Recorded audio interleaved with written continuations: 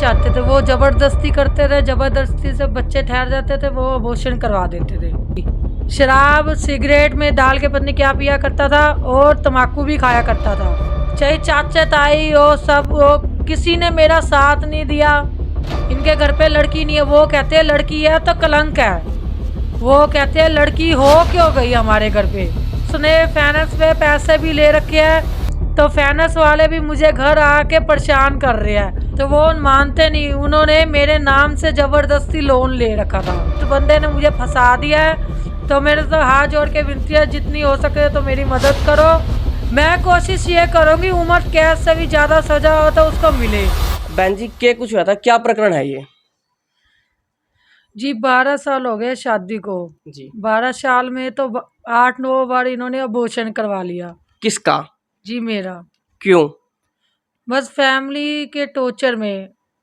इसकी mummy papa ने, भाई ने, भाभी ने, सब ने इनको टॉर्चर किया, तो मेरे हस्बैंड ने मेरे साथ जबरदस्ती अबॉर्शन करवाया।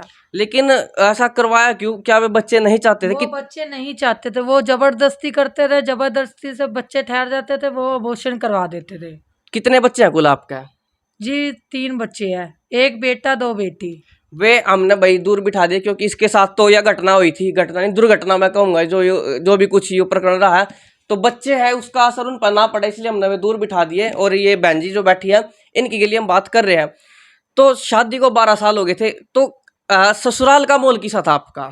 ससुराल का बोल मेरी तरफ से तो बहुत अच्छा था, लेकिन उनकी तरफ से अच्छा नहीं था। वो तो हर चीज में ना, तो मुझे गलत कहलाते थे। क्यों कहलाते थे? कि उनका बेटा शराबी था, तो उनकी बेटे की उम्र चलती थी, उनकी उसके साथ चलती थी, तो मेरी सुनवाई नहीं होती थी। मैं जब कहती थी अपनी सास को, मम्मी ये ड्रिंक करके मारपीट करता है, तो मेरे साथ अबॉर्शन वगैरह करवाता है, तो आप क्यों नहीं आवाज़ उठाते? उन्होंने कभी आवाज़ नहीं उठाई। 8-9 महीने मेरे को, मतलब मेरा बेटा होने वाला था, 9 मंथ लगा हुआ था मेरे को, तो उसके मेरे हस्बैंड ने रात के टाइम उसकी बात नहीं मानी थी, तो मेरे हस्बैंड ने खींच के मेरे पेट में लात भी मारी थी। 9 मंथ लगे हुए थे मेरा बेटे को होने में। तो शराब पिया करे था और कुछ नशा भी करा करे था वो? हाँ जी, शराब सिगरेट में डाल के पत्नी क्या पिया करता था, और तम्बाकू भी खाया करता था।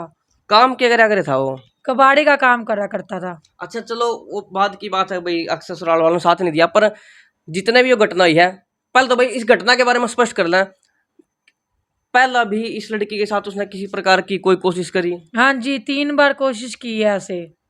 अच्छा, तो पहली बार कब करी थी उसने कोशिश, कितना टाइम हो गया उसने? ये मतलब छोटी गुड़िया नहीं थी, 4-5 साल पहले की बात है ये। इतनी छोटी के लिए? हाँ जी। फिर आपने अपने ससुराल वालों तो बताया पहला जी तो? बोला था, पहले भी बोला था ससुराल वालों को, पहले भी इन्होंने कोई मेरा साथ नहीं दिया, कुछ नहीं किया। मैं फिर थाने में भी गई थी, थाने में मेरे साथ समझौता करवा के घर वापस भेज दिया गया। समझौता किसने करवाया यार?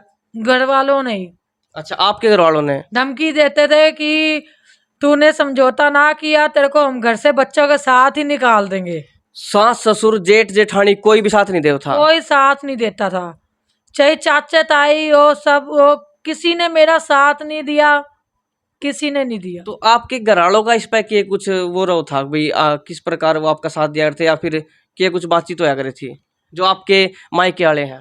मायके वाले तो देखो आज तक मेरा साथ देते आया है, तो वही मेरे को डांटते थे कि तू कंप्लेंट कर लेती है फिर वापस ले लेती है। उनको मैं क्या बताती कि मुझे धमकी दी जाती थी ससुराल वालों की वजह से कि तूने कंप्लेंट ना वापस ली तो तेरे को बच्चों के साथ धक्के मार के घर से निकाल दिया जाएगा। अच्छा चलो, लड़का था उनका, आपकी सास हो गया, जेठ हाँ हो गया, जी। उनका भाई था, पर ये भी तो कुछ लगते होंगे उनके? जी ये तो मानती नहीं है, ये नहीं मानती कि हमारी कुछ है। क्यों? इनके घर में कोई लड़की नहीं है, इनके घर पे लड़की नहीं है। वो कहते हैं लड़की है तो कलंक है, वो कहते हैं लड़की हो क्यों गई हमारे घर पे। जी मेरे को तो ये है कि मुझे इंसाफ चाहिए अपनी बेटी की, और मेरे से इंसाफ चाहिए। 12 साल हो गए जो टॉर्चर कर मेरे साथ होता है ना, आज उनके घर वालों के साथ भी होना चाहिए। और 1 साल हो गया मुझे घर से निकाल रखा है, ना खाने को कुछ है, ना बच्चे को एडमिशन करवाने के लिए कुछ है। ये छोटा सा मकान है, कमरा ही एक है, तो उनका रेंट भी देना 2-3 महीने का, तो रेंट भी नहीं दे पाई अभी। तो उसने फाइनेंस पे पैसे भी ले रखे हैं, तो फाइनेंस वाले भी मुझे घर आके परेशान कर रहे हैं। कितने पैसे ले रखे हैं? जी 1.5 लाख रुपए के आसपास है। तो आपने कहा नहीं भाई ये तो उनकी जिम्मेदारी है, उनके जो अगर उनकी माँ है, उनके भाई हैं। जी बोला मैंने, तो वो मानते नहीं। उन्होंने मेरे नाम से जबरदस्ती लोन ले रखा था, कि मारपीट करके मेरा हस्बैंड लेके गया था कि तू लोन नहीं लेगी तो अच्छा नहीं होगा, मैं तेरे साथ नहीं रहूंगा। जी मजबूरी में मुझे लोन में साइन भी करने पड़ गए थे। तो 1.5 लाख रुपए के आसपास इस बंदे ने मुझे फंसा दिया है। तो मेरे तो हाथ जोड़ के विनती है, जितनी हो सके तो मेरी मदद करो और मुझे इंसाफ चाहिए। मैं कोशिश ये करूंगी उम्र कैद से भी ज्यादा सजा हो तो उसको मिले, और मुझे मेरे बच्चों का हक भी चाहिए। मेरे ससुराल वालों ने कभी किस आके मदद नहीं की, कभी नहीं पूछा कि मेरे बच्चे जी रहे हैं मर रहे हैं, कभी नहीं पूछा। उनका फर्ज नहीं बना था कि आपने संभाला है? जी फर्ज तो बनता था।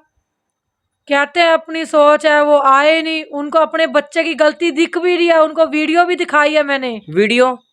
जी लड़की की वीडियो बनाई थी छेड़खानी के साथ। आपका हस्बैंड कर रहा था? हाँ जी मेरे हस्बैंड कर रहा था, कद इसी बेड पे कर रहा था वो। कद की बात है ये 20 अप्रैल की बात है। अच्छा। 20 अप्रैल को ये छेड़खानी कर रहा था गुड़िया के साथ। तो वो वीडियो देखने के बाद भी ऐसा नहीं हुआ कि आपके सास ने या जेठो ने उसका मारे हो? जी नहीं, बिल्कुल नहीं हुआ।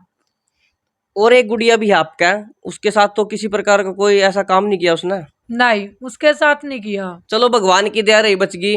अच्छा फिर इसमें कहीं ना कहीं अंबाई नु कहूंगे ये दुखी है, परेशान है। पिछले 2-3 दिन तक हमने जो इनके बारे में पता चला वो यह बात थी कि इनके पास खाने के लिए भी पैसे नहीं है। इनके डब्बे में मिर्च मसाले भी आए। मैं इनकी रसोई में भी गया था, देख के आया था। तो पास्ता वगैरह बना के इन्हें काम चला रखा था कुकरी। बालक ये पढ़ने भी नहीं जा रहे होंगे अब तो? नहीं जी अभी पढ़ने भी नहीं जा रहे, एडमिशन नहीं करवाया अभी मैंने।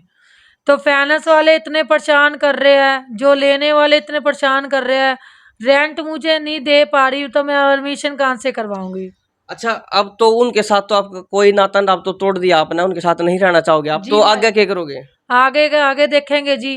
पहले मुझे मकान की सेव करनी है, अपनी जगह देखेंगे। कोई देखो भाग रही हूँ इधर से उधर कि कर्जे देने हैं बहुत मुझे। ये भाई बड़ा बुरा काम भाई, कलयुग का समय है। पिता जो कि बच्चों का संरक्षक भी हुआ है, पिता का मतलब है संरक्षण करने वाला हुआ है, पालन करने वाला हुआ है। पर यहाँ पर तो भाई बाढ़ ही खेत ला खाने लगी थी। तो आप अंदाजा ला सको भाई कितना बुरा हाल। और सबसे बुरी तो इस गुड़िया के लिए बनी है, इस टाइम नहीं बात कर सकते। तो इस समय इन बहुत ज्यादा मदद की जरूरत है। तो पेटीएम नंबर इनका हम डाल देंगे भाई, आपने जो एडलाइन होगी मुख्य उसमें दिख जाएगा, या फिर किसी ना किसी प्रकार का। तो जो मदद करना चाहे इनकी मदद कर दियो। एक बार तो बहन जी अपना नंबर बता दो, जो आपका पेटीएम फोन पे या कुछ भी हो। 8053982714। एक बार और रिपीट कर दो। 8053982714। किसी ने भी हेल्प करनी हो हाथ जोड़ के विनती है, मेरी हेल्प जरूर करना। पेटीएम है, फोन पे है क्या? हाँ जी पेटीएम है। चलो भाई इन जरूरत भी है, बहुत से ऐसे भी है जो तैयार है मदद करने खातर। और इस समय तो इन ज्यादा मदद की जरूरत और किस नहीं हो सका है। तो कमेंट बॉक्स में कमेंट कर दियो, जो इनकी सहायता करना चाहो भाई वो संपर्क कर सका है। और इस वीडियो ने जो है ज्यादा से ज्यादा शेयर कर दियो। और आप भी सावधान हो जाइए, क्योंकि आजकल किसी का नहीं पता, कोई भी किस प्रकार की घटना ने दुर्घटना ने अंजाम दे सका है। तो अपील है आपका, कर दो शेयर। मैं आपकी गल्या अभिमन्यु शर्मा।